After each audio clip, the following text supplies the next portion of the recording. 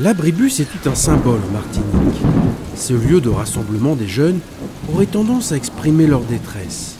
Mais si l'abribus était en fait une pépinière de talent, un véritable réservoir d'énergie et de créativité pour tous ces jeunes à qui il faudrait juste donner une chance.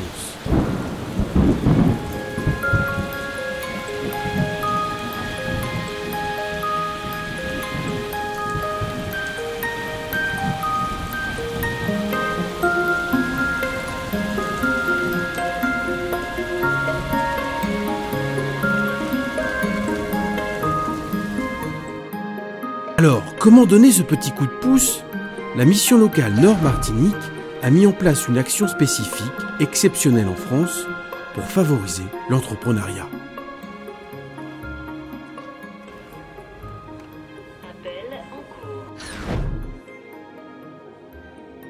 C'est vrai que quand je suis arrivé à la mission locale en 2002, je venais de l'entreprise, donc je suis arrivé, j'ai vu qu'à la mission locale on accompagnait des jeunes, on prenait leurs souhaits professionnels, leurs projets et on travaillait surtout sur l'intégration dans l'emploi. C'est-à-dire que le jeune, il vient, il dit « je veux travailler dans tel domaine ».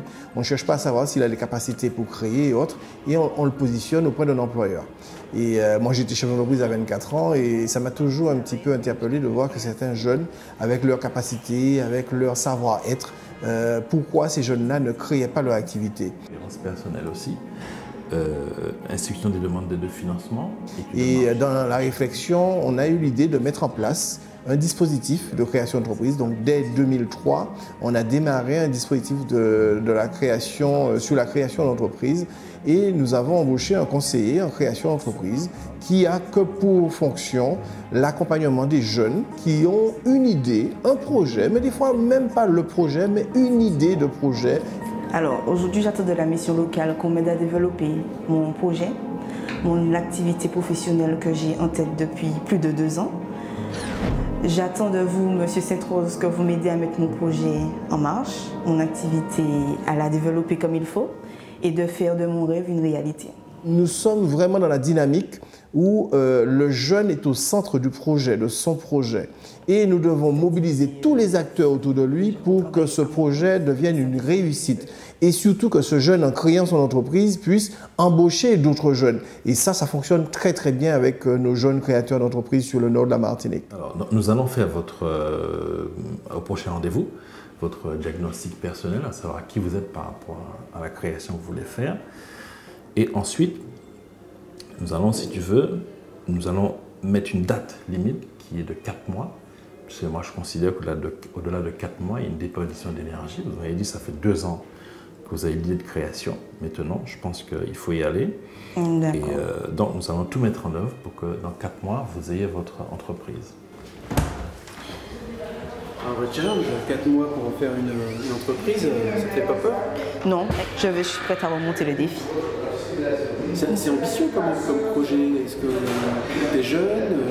Oui, j'ai tout juste 24 ans et c'est un projet que j'ai envie de monter, que je vais le monter.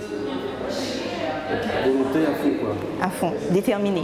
Si nous voulons un développement économique pour la Martinique, il faudra passer forcément par l'emploi. Et si on veut passer par l'emploi, le seul générateur, le seul créateur d'emploi que je connaisse, c'est la création d'entreprise. 12 jeunes sont ainsi coachés chaque année pour les aider dans leur création. Gladys Dorsan a fait partie des premiers chefs d'entreprise formés par la mission locale. Aujourd'hui, elle gère 2 commerces à Sainte-Marie avec d'ores et déjà une création d'emploi. J'ai toujours travaillé dans une boutique de produits capillaires cosmétiques et je ne savais qu'il n'y aurait pas eu d'évolution dans cette entreprise. Donc j'ai fait un BTS Management des unités commerciales, ce qui m'a permis de parfaire mon parcours.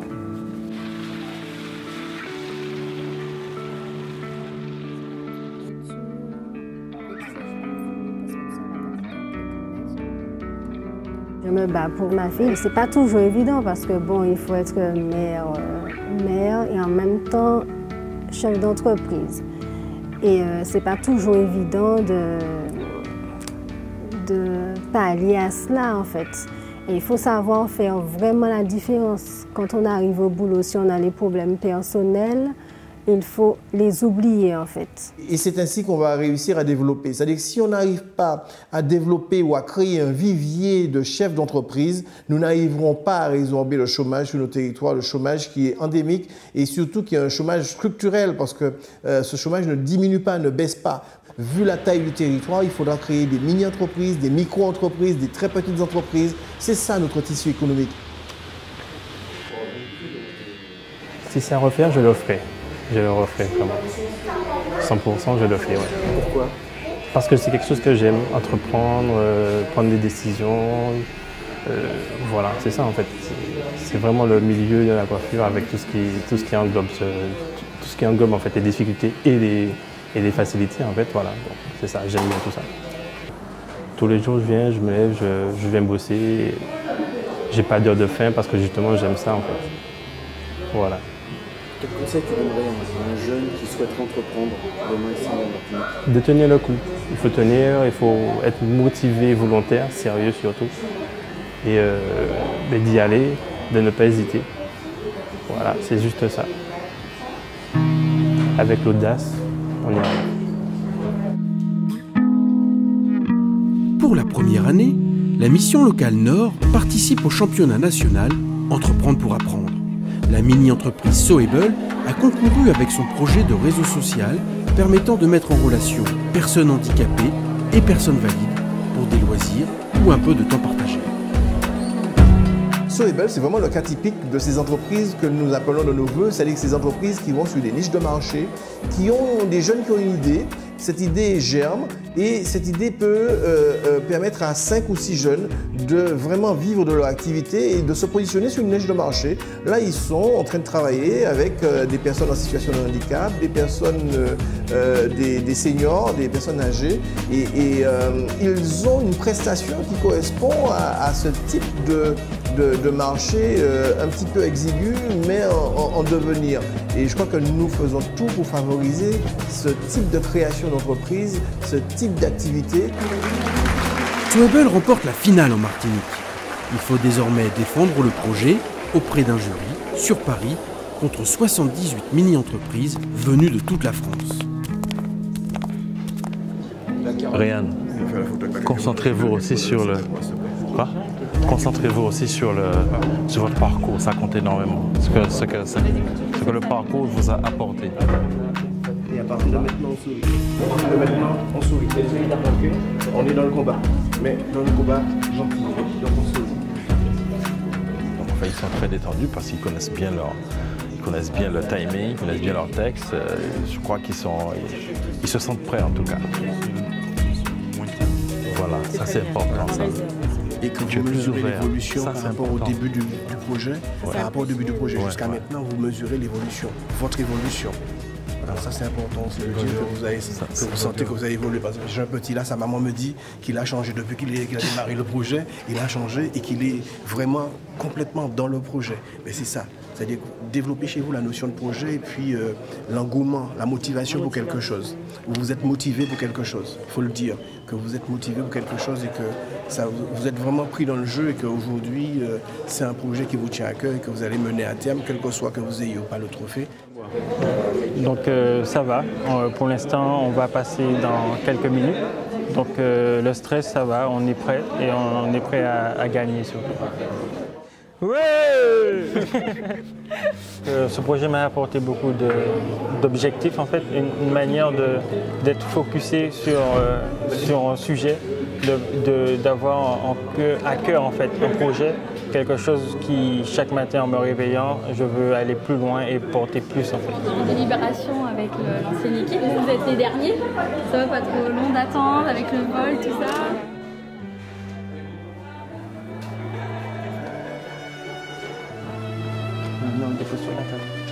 Nous sommes la mini-entreprise Soable.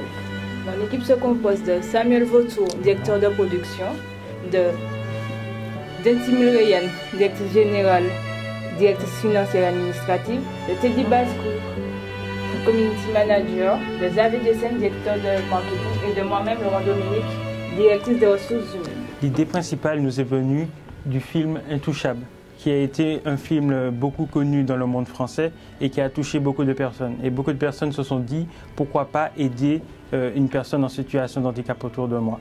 Et c'est ce projet-là qu'on a voulu mettre en place, remettre au bout du jour pour que les personnes puissent le faire. Nous avons aussi l'exemple des localisations. Imaginons qu'il y ait deux personnes en situation de handicap qui habitent dans le même immeuble.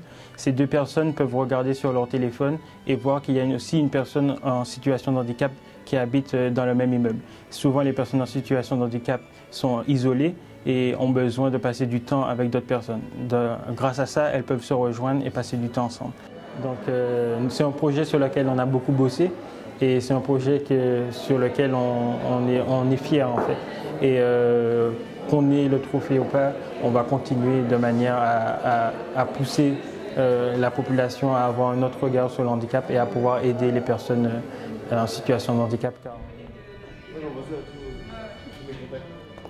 À titre personnel, c'est une fierté pour voir de jeunes Martiniquais pouvoir proposer des projets innovants pour faire avancer leur île.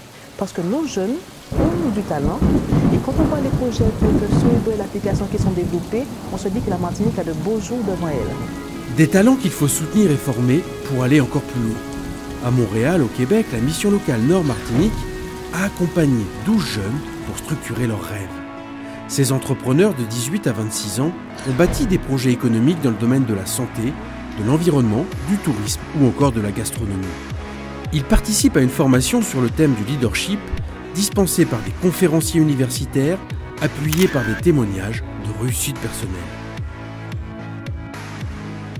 Quelle est la différence entre production et productivité? Quelle est la différence entre production et productivité? Oui. C'est par exemple la partie de la centrale qui est disponible. Par exemple, 70% de la centrale est à son maximum de production.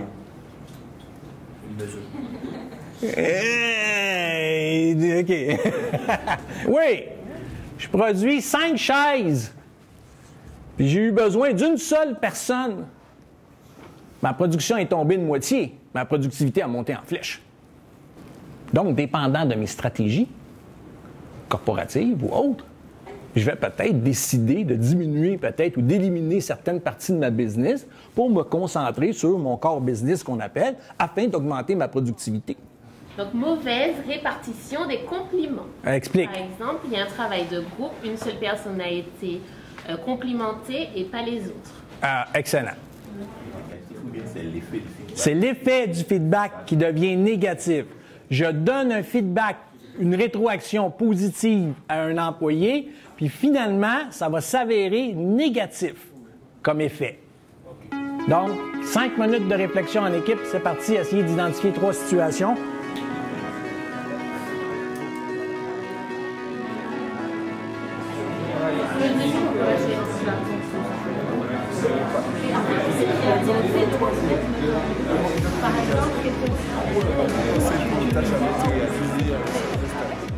Okay? Donc, on dit qu'il faut augmenter effectivement la culture de la rétroaction positive au sein de nos organisations. Cependant, il faut le faire avec parcimonie.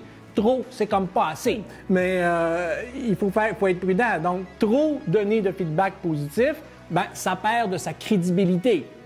Alors cette formation leadership est quand même très intéressante parce que pourquoi? Ça permet à nos jeunes de côtoyer des gens qui ont l'expérience, des chefs d'entreprise, des gens qui aujourd'hui soit enseignent à l'université ou sont des chefs d'entreprise aguerris. Et quand on a un gars comme Bruni Surin qui a gagné, qui a mis vraiment une machine en place pour gagner et qui explique aux jeunes comment on fait pour gagner demain? Comment demain ces jeunes pourront sublimer leur entreprise et demain pourront vraiment faire en sorte de dépasser le niveau qu'ils avaient prévu au départ?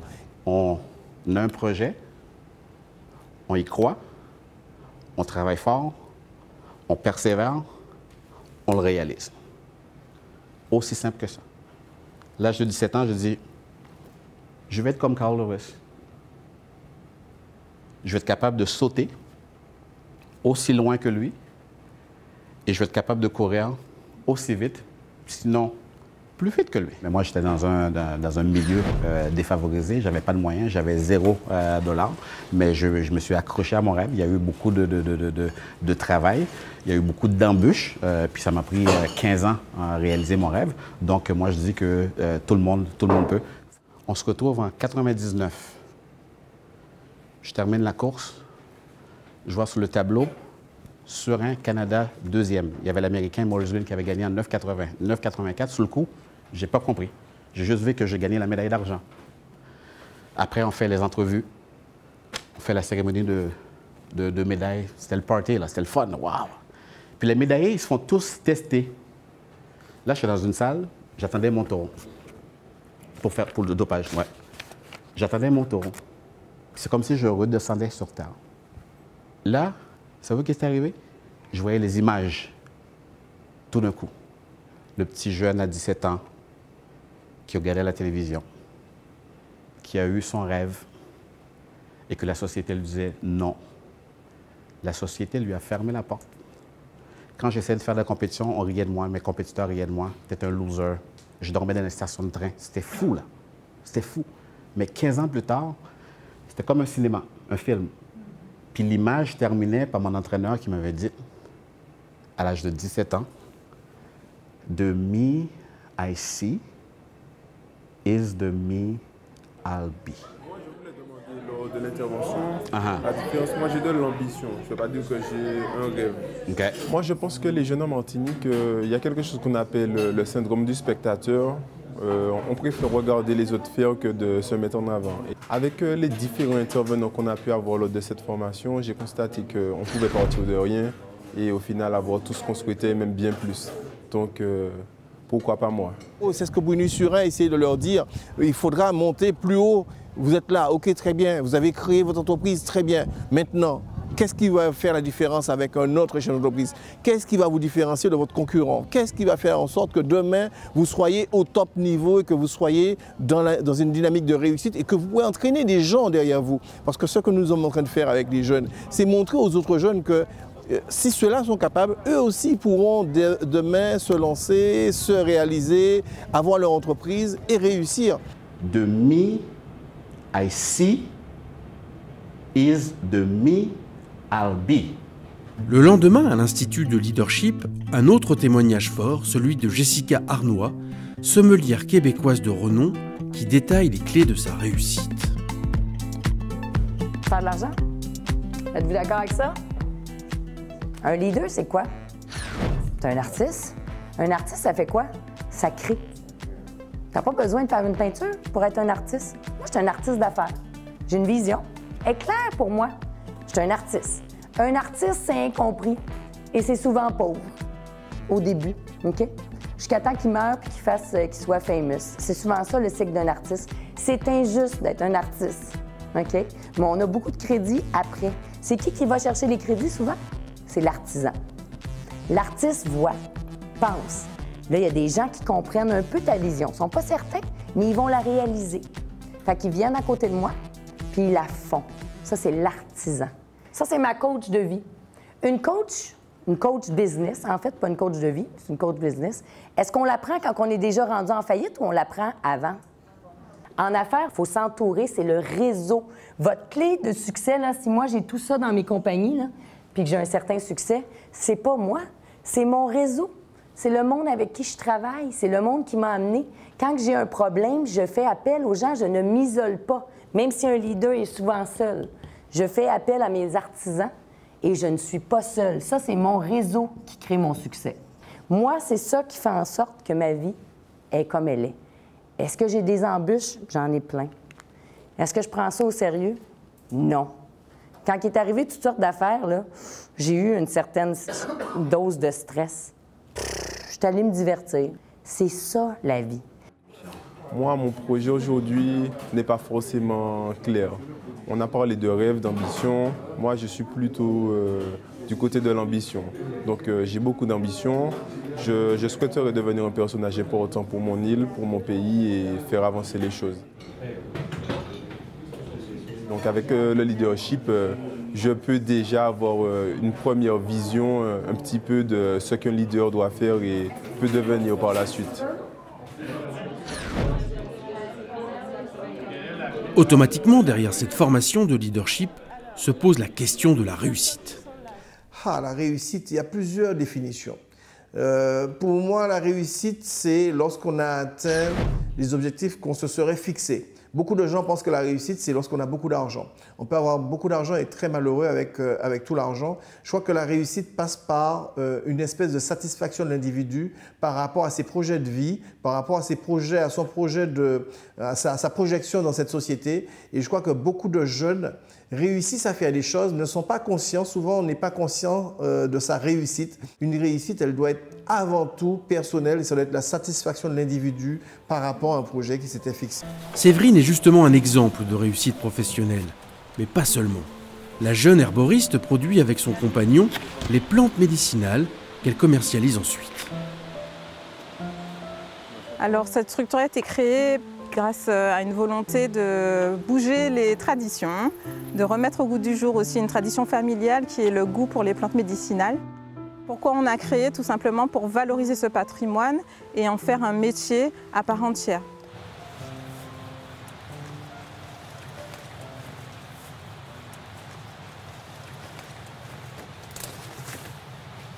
C'était un challenge effectivement parce que c'était des plantes qui n'étaient pas vraiment valorisées dans les règles de l'art avec des règles de sécurité. Et nous avons mis une touche scientifique de par notre formation à ce côté des plantes médicinales qui était inexploité. À l'heure actuelle, nous sommes en voie de pouvoir embaucher quelqu'un à mi-temps. Nous souhaitons continuer notre export à notre échelle de la Caraïbe, mais aussi au niveau de la diaspora qui est un peu disséminée partout en France métropolitaine. Nous commençons déjà à expédier par notre site internet en France métropolitaine et au Canada. Et nous continuons avec grand plaisir à fournir nos plantes bio à tous ceux qui le veulent.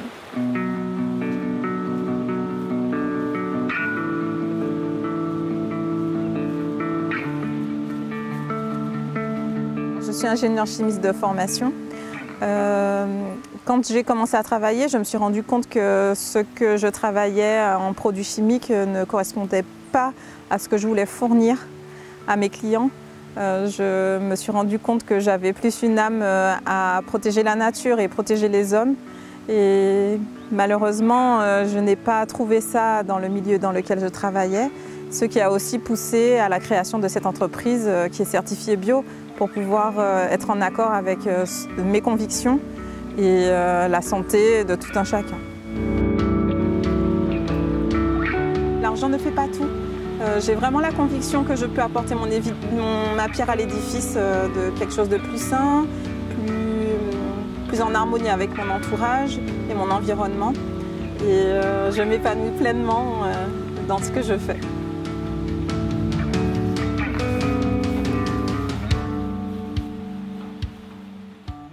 Comment explorer les réussites des jeunes qui sont passés entre les mains de la mission locale Nord, sans citer Steven Jean-Yves Zamor, le créateur de l'agence Your Model Angels.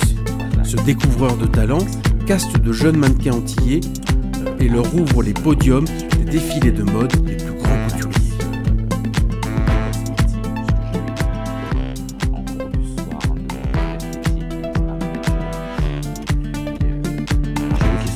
Que cette jeunesse soit audacieuse et qu'elle n'ait pas de frein et qu'elle ne se dise jamais qu'elle ne soit pas capable.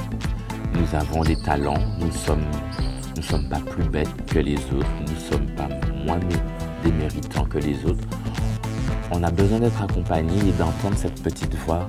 Oui, tu peux, tu es capable et tu as le potentiel. À Montréal, 3e jour de formation pour les jeunes chefs d'entreprise martiniquais au sein de l'Institut de leadership.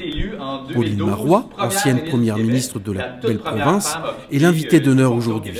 Son témoignage précieux participe à démontrer que tout est possible.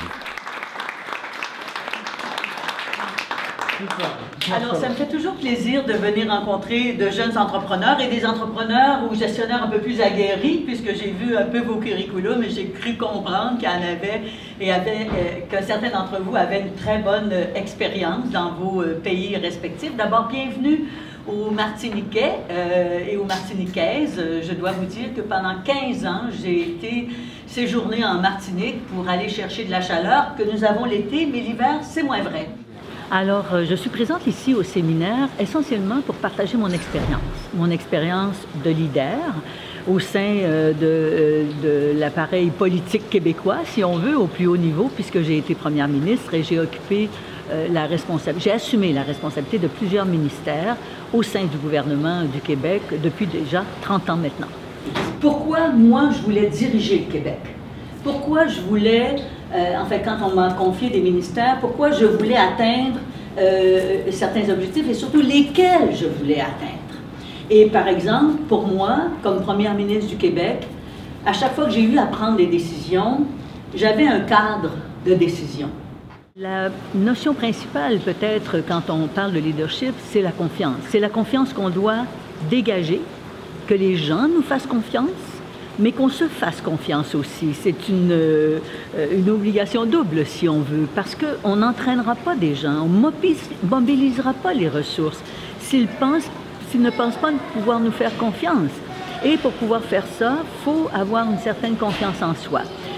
Ça exige cependant de bien se connaître et d'être capable de bien évaluer ses forces et ses faiblesses, ses forces et ses failles, pour être capable de les combler. Quand on est un bon leader, on s'entoure de gens qui peuvent combler nos failles. Et qu'est-ce qui a fait que vous êtes là, vous êtes resté là et vous avez justement cette reconnaissance que j'ai envie de dire, voilà, l'expérience, vous êtes resté quand même. Et du coup, je pense qu'avec les hommes ou quelqu'un d'autre, ils pourraient dire, ah mais non, c'est une femme, pourquoi elle plus que les autres? C'était quoi? Je sais pas. Je sais pas, mais je peux juste vous dire que c'est vrai, moi je suis une féministe, hein, et je l'affirme et je suis très bien avec ça, parce que être féministe, c'est vouloir l'égalité entre les hommes et les femmes. Mais c'est sûr que j'étais seule dans un monde d'hommes. Hein. Il y a un temps où je pense que j'étais seule femme au Conseil des ministres sur 25 ministres. Mais je pense que j'ai travaillé doublement, honnêtement, là. Il faut que je le dise aussi.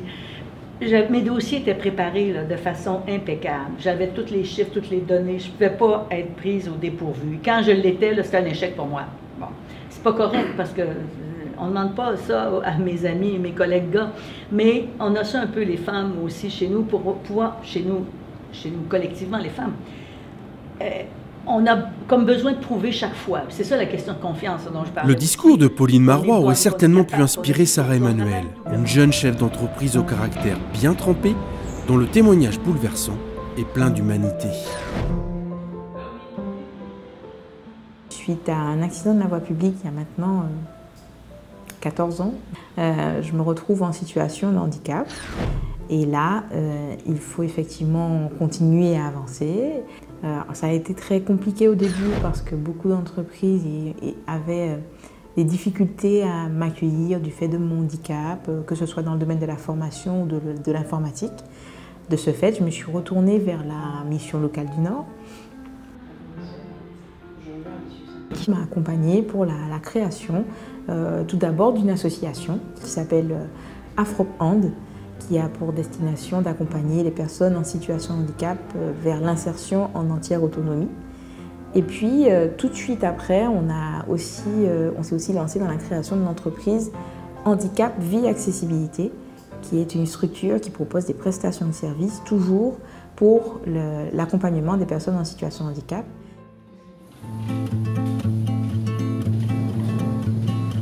La création d'entreprise ne connaît aucun obstacle, ni aucune limite. La mission locale l'a bien compris. À la Cité des Sciences de la Villette, le concours Entreprendre pour apprendre se poursuit par un grand salon où chaque mini-entreprise présente son projet à travers un stand. Afin d'attribuer les différents prix, les jurys vont visiter Soable pour en savoir un peu plus sur ce projet innovant qui attise leur curiosité. On parle souvent de la démarche RSE de l'entreprise, la responsabilité sociale et environnementale, et là on est en plein dans une démarche RSE, donc je trouve ça extrêmement intéressant. Alors je vais présenter quand même l'équipe. Alors le chef de production c'est Samuel Vautour qui est en fait programmeur. Nous avons le directeur marketing. La mission locale du Nord, ce sont vraiment des personnes engagées parce qu'à travers ces entreprises, il y a des équipes pédagogiques, il y a des équipes administratives qui ont soutenu le projet et qui ont fait que ce projet aujourd'hui est là, à la Villette, devant tous les autres collèges et lycées, devant toutes les autres missions locales et devant toutes les autres personnes qui sont concernées. Et c'est vraiment une fierté pour moi d'être martiniquaise, d'avoir contribué par des subventions pour qu'ils puissent venir ici et surtout de les accompagner après. Parce que je pense que l'après est important. Soable, c'est un projet qui me tient particulièrement à cœur parce que c'est un projet qui entre parfaitement dans le contexte martiniquais, dans le besoin d'entraide et dans les actions qui sont menées dans les différents groupes et dans les différentes sociétés, notamment en termes de responsabilité sociale. Avant, j'avais échoué au BTS système numérique et je n'ai pas repoussé l'épreuve, ni en candidat libre, ni j'étais dégoûté en fait. Je voulais tout de suite travailler. Et après notre projet de la mission locale, on l'a fait ensemble avec les collaborateurs. Ça m'a reboosté et je voudrais reprendre mes études.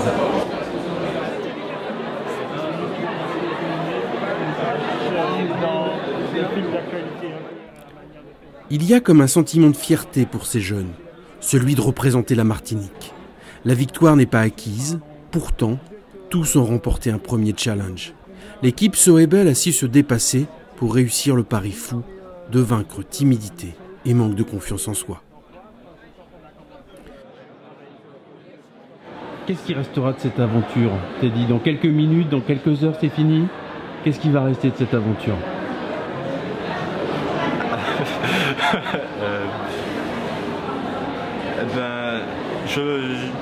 J'essaierai de garder tout le positif, à mieux m'exprimer, j'essaie de garder, m'entraîner à mieux parler face à des étrangers, être moins timide et tous les trucs positifs qui vont avec.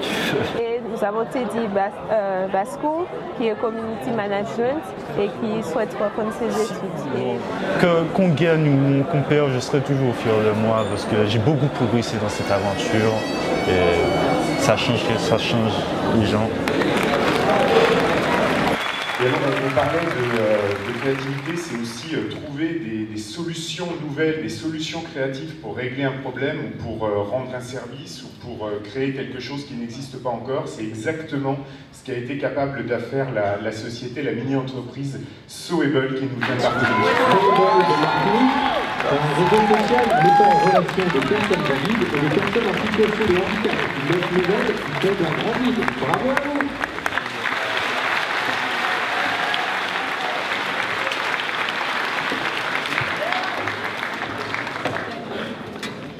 Alors, qui a envie de nous dire un petit mot sur le parcours de cette mini-entreprise? La directrice. Alors, bonsoir à tous. Nous avons créé cette mini-entreprise afin de répondre à un besoin social qui est vraiment demandé par les personnes en situation de handicap. Et en fait, ça nous tient à cœur parce qu'on voit souvent ces personnes en difficulté partout dans le monde. Et non seulement en France, dans les dom-toms, mais aussi dans d'autres pays lors de nos voyages. On grandit par rapport à l'esprit d'équipe déjà parce qu'à la base, on ne se connaissait pas. Étant initiative d'emploi, c'est un peu dans chaque commune en fait que nous sortons et on a appris à se connaître et enfin on a construit l'entreprise.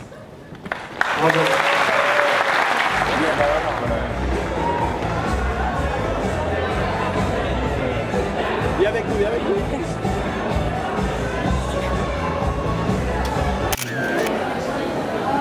Le moment qui m'a le plus marqué, c'est le concours de la Martinique. On ne pensait pas gagner, justement. On ne pensait pas gagner. Et finalement, on a gagné par la grande surprise. J'étais pas prêt pour venir en France, au fait. Voilà. Et ce moment-là, c'était le moment le plus fort. Ouais. Ouais, c'était ma première grande victoire, on va dire. Victoire sur la vie? Ouais, la victoire sur la vie. Vous savez, je suis porteur d'un message, un seul et unique message. On va voir beaucoup de choses ensemble aujourd'hui, on va voir des techniques, on va voir comment quelques outils peuvent vous aider à prendre la parole. Mais le message que je vous apporte est tout simple. Aujourd'hui, plus que jamais, pour être un bon leader, un bon dirigeant, il faut d'abord et avant tout être un communicant. Mon objectif, c'est surtout de donner une structure à vos idées, de donner des ailes à votre génie et de vous donner l'éloquence nécessaire pour faire en sorte que quand vous prenez la parole, on ait envie de vous écouter. Alors, ce que je vous propose, c'est de prendre quelques instants en groupe pour parler entre vous et voir comment est-ce que vous pouvez, dans votre réalité, dans votre quotidien, capter l'attention. La société qu'on est bombardée de messages. Parce qu'on peut être toujours sur notre portable, etc. C'est pour captiver le public qui est devant toi. Je pense que c'est une image, le fait de dire bombardé par des messages. C'est pas vrai. C'est pas genre tu es tout le temps. Mais dans ce cas-là, il y a aussi la portée de la voix. Il faut le ton que tu utilises. Alors, supposons par exemple que je vous présente, que vous devez venir parler devant le groupe. Alors, imaginons, je vais vous présenter et vous allez venir, sans parler, mais simplement voir comment est-ce que vous allez vous présenter. Alors, mesdames, messieurs, on applaudit bien fort. Andy.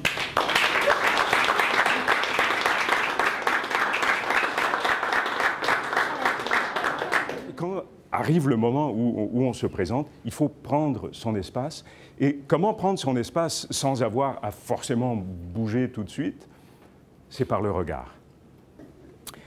Idéalement, les mains ouvertes.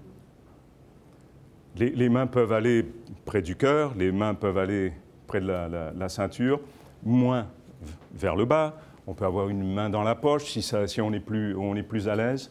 Mais toute cette gestuelle-là fait en sorte que les gens se disent « Tiens, 1, il est content d'être là. 2, il est content d'être avec nous. 3, on va voir qu'est-ce qu'il a à nous raconter. » Andy, merci. Merci. On l'applaudit. On peut se dire que les jeunes Martiniquais ont un handicap parce qu'ils sont sur un petit territoire, ils sont sur un petit marché. Mais justement, quand on sait qu'on a des difficultés, on pallie ces difficultés et on crée d'autres opportunités. Et nos jeunes Martiniquais aujourd'hui peuvent se positionner sur l'extérieur. Je l'ai dit, on est sur un marché de 400 000 habitants. Rien n'empêche à un jeune Martiniquais aujourd'hui de s'attaquer au marché trinidadien, de s'attaquer au marché de la Caraïbe, au marché de l'Amérique du Nord, du Centre et du Sud. Aujourd'hui, tout est ouvert.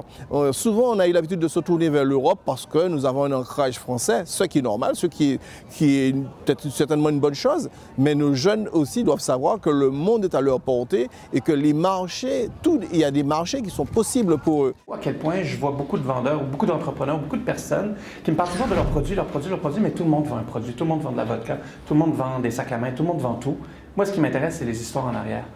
Je vais raconter mon histoire parce que c'est celle que je connais le mieux, mais vous allez voir à quel point ça peut être l'histoire de n'importe quel entrepreneur. Moi, j'ai débuté ou j'ai découvert l'entrepreneuriat un peu par hasard. Je n'étais pas supposé, entre guillemets, d'être un entrepreneur. Je savais plus ou moins même pas que c'était possible. Moi, j'ai fait sciences politiques à l'Université de Montréal. À l'Université de Montréal, quand tu fais sciences politiques, c'est rarement parce que c'est ton choix, là, on va se le dire. Je fais sciences politiques parce que je n'ai pas été accepté en architecture. Donc, je me suis dit, bon, ben, regarde, ça fait 3 ans, 4 ans que j'ai envie de me lancer en affaires. Arrête de vouloir te lancer en affaires et lance-toi en affaires. On va le faire. On va ouvrir un resto-bar. On a réussi à ouvrir. Écoutez, quand je vous dis que ça a été un des plus bels échecs de l'histoire de la restauration mondiale, non, mais sans blague, le jour où on a ouvert, je savais que ça allait fermer. Non, mais... Sans blague, comme non, mets pas de lumière, gars, ça sert à rien, ça va fermer, sans blague. Ça a dû prendre 2-3 mois. Ça a été. Aujourd'hui, je le dis en blague, mais j'en ai pleuré longtemps. Ma mère, quand on a ouvert, elle m'avait envoyé un bouquet de fleurs. Tu sais, pour dire, ah, félicitations. Les fleurs n'étaient pas fanées quand on a fermé. Hey, j'ai une super bonne idée, je vais faire de la vodka. Ouais. J'avais pas vraiment confiance en mon projet. Mais j'y croyais quand même. Caro m'a dit une phrase qui a changé ma vie. Mais ça, c'est pour vrai.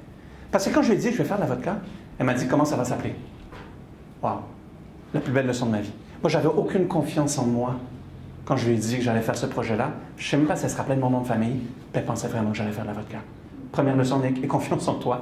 Donc, je dis, ben, ça va s'appeler Pure Vodka, classique. Et j'ai tapé 5 lettres qui ont changé ma vie, encore une fois, mais pour de vrai. V-O-D-K-A. J'ai découvert un univers passionnant. 7 milliards d'êtres humains sur la Terre, 7 milliards de bouteilles se consomment par année de vodka. L'Inde et la Chine, qui représentent plus de la moitié de la planète, commencent tout juste à boire de la vodka. On s'entend que j'ai beaucoup de croissance dans mon industrie. J'ai découvert une industrie géniale où quand ça va bien économiquement, ça boit, quand ça va mal, ça boit encore plus. Franchement, je veux des mises à pied massives. Sans blague, on va se le dire. En blague. C'est vraiment un univers qui est très intéressant. C'est un univers qui me permettait de pouvoir rêver du monde et pas juste un restaurant avec une adresse avec un client. Littéralement avec un client. Là, je pouvais vendre dans tous les pays qui boivent de la vodka. Il faut être sûr de soi, ne pas avoir peur de faire et ne pas aussi ne pas rester sur ce que les gens disent, sur le négatif que les gens peuvent amener sur nous. Souvent, quand on crée un projet, il y a toujours des personnes qui disent « Ah, mais pourquoi elle fait ça? Pourquoi elle fait ci ?» Alors que là, j'y vais, je réfléchis plus. Et je me dis que c'est pour moi et c'est pour les autres aussi que je le fais. L'idée, c'est qu'eux, ils puissent se réaliser, qu'eux puissent vraiment créer de la réussite et créer de la plus-value, non seulement sur leur territoire d'origine, parce que j'espère que ces jeunes vont rester en Martinique et vont pouvoir faire fleurir leurs entreprises en Martinique, donc avoir comme base la Martinique, mais qui pourront aussi rayonner sur le monde, rayonner sur le Japon, rayonner sur les États-Unis, rayonner sur le Canada, et faire en sorte que, voilà, que nos jeunes Martiniquais puissent demain être auréolés de succès et entraîner d'autres jeunes Martiniquais dans cette dynamique de succès. Comment je peux faire? Mais j'ai peur que ça tombe. Depuis cette formation leadership, Pauline n'a plus peur. Plus peur d'évoquer son projet de recréer un jardin botanique sur une structure à l'abandon au nord de l'île, voire même de partager cette idée avec sa famille et ses proches. Il y a, tout ici, ça fait partie du terrain. Si on continue plus bas, il y a une cascade. Voilà. Et la cascade va être valorisée, ça va... Par la suite.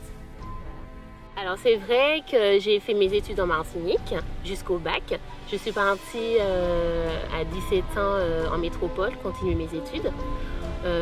Donc j'ai fait des études d'aménagement paysager. À l'issue, je suis devenue fleuriste en métropole. J'y suis restée 5 ans. J'ai pris la décision de revenir en Martinique pour ma famille d'abord.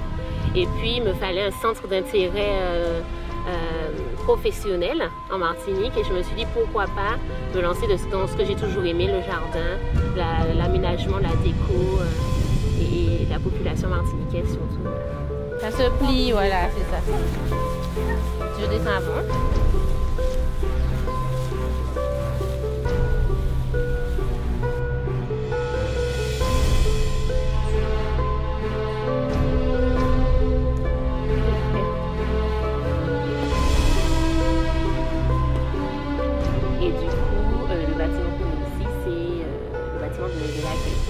À l'époque. Voilà, fonctionnel, c'est ça. C'est vrai que le challenge, il a plusieurs étages, mais avant tout, c'est avoir foi en ce qu'on croit et en ce qu'on veut surtout. Enfin, avec l'envie et le courage, et je pense qu'on y arrive. Voilà. Et savoir s'encadrer des bonnes personnes, surtout.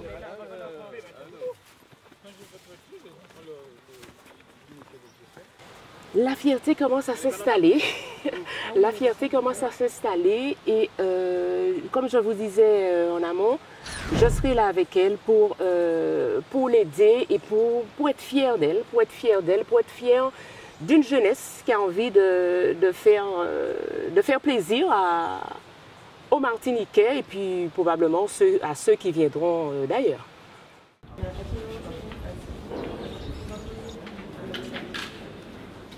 Dans leur parcours du combattant, les jeunes créateurs d'entreprises sont accompagnés par un parrain ou une marraine sélectionnés par la mission locale. Souvent d'ailleurs, un chef d'entreprise passé par la structure. Ils signent ensemble une convention qui formalise le partenariat. Donc j'ai toujours été dans la filière du commerce. Aujourd'hui je suis avec le papier, donc au début nous étions 4. Aujourd'hui je suis seule. J'ai décidé de poursuivre ce projet qui est pour moi lancement car j'ai beaucoup de projets. C'est une entrée dans le monde des affaires, on va dire, et je suis prête à affronter tout ce qu'il y a à affronter. Il est très important d'aider nos jeunes pour qu'il crée et qu'il reste aussi sur l'île. Je voudrais me mettre à mon compte pour pouvoir montrer à la Martinique et aux femmes, bien sûr, comme aux hommes aussi, ce qu'on peut faire. C'est une personne que je trouve vraiment formidable. Pourquoi? Parce que c'est vrai qu'il y a eu, par exemple, des personnes qui ont cherché à avoir quelqu'un pour les aider, mais c'est une personne très entreprenante qui s'est débrouillée. 24 ans, excuse-moi, je parle un petit peu de ta vie, un petit peu privé, 24 ans, 2 enfants, et avec ce courage de pouvoir avancer, de faire les choses, ça pour moi je trouve que c'est vraiment formidable. Elle se donne les moyens pour pouvoir le faire.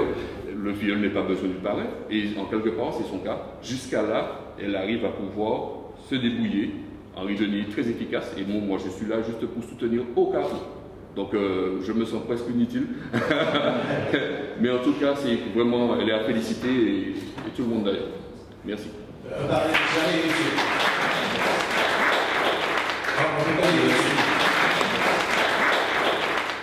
Est-ce qu'il y a un jeune dans la salle qui peut venir avec son portefeuille? Un jeune qui vient vers moi avec son portefeuille. Vide-moi toute la monnaie que tu as là, tout l'argent que tu as là. Donc là, dans son portefeuille, elle a ramené 100, 200, 220 et de la monnaie. Ok, dans son portefeuille. Est-ce que je peux récupérer ça? Est-ce que tu me le donnes? C'est pour des biens. Si c'est pour m'aider, c'est ça? Ok. Tu me le donnes? On repart avec ça. Tu repars avec ça et quand tu arrives à ta place, tu prends l'enveloppe, tu l'ouvres. Ok? Vas-y, récupère le tout.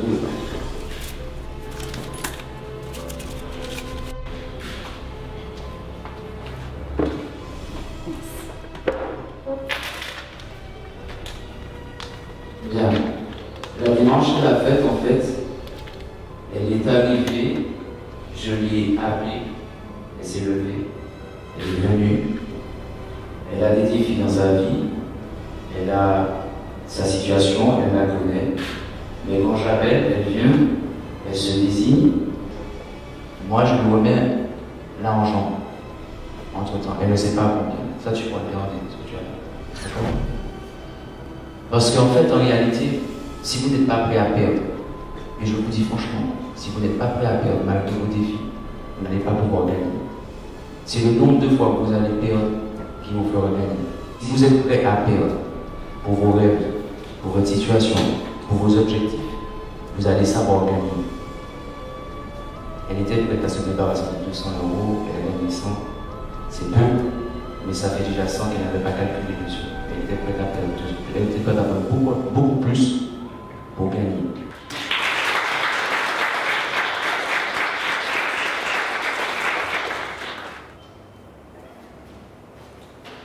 Il est justement temps de passer de ce rêve à la réalité pour les vainqueurs du prix de la créativité du concours Entreprendre pour apprendre. 2 mois après leur victoire, la mission locale se charge d'entourer les jeunes jusque dans leur démarche administrative, notamment la création de leur statut. Le premier bémol à devoir surmonter, la compatibilité de la reprise des études de Teddy. Défini auparavant.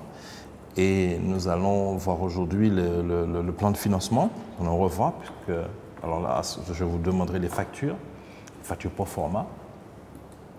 Ensuite, nous allons voir le plan de trésorerie, ainsi que le compte de résultats.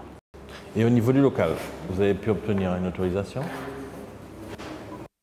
Alors, comment vas-tu? Ça va.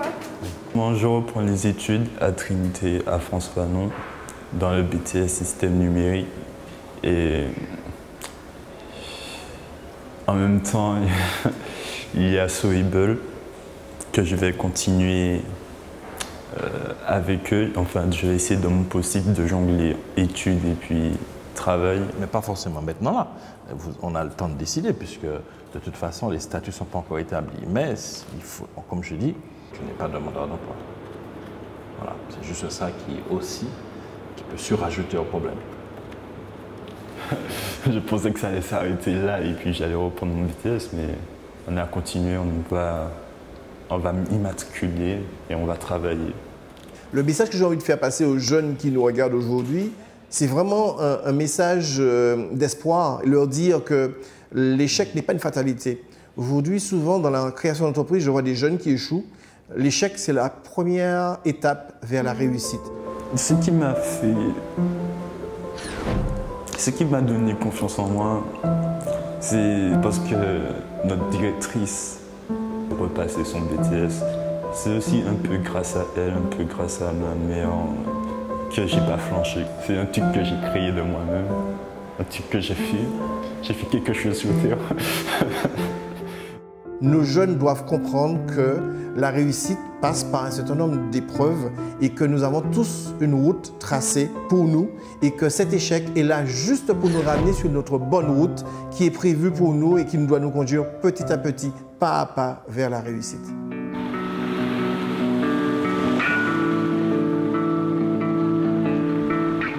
La civilisation naît de la franchise individuelle, de l'audace individuelle, de cette part de désordre individuel que chacun porte en soi, ce qu'il se doit d'élargir, de communiquer et qui gagne de proche en proche comme les hauts feux irrésistibles.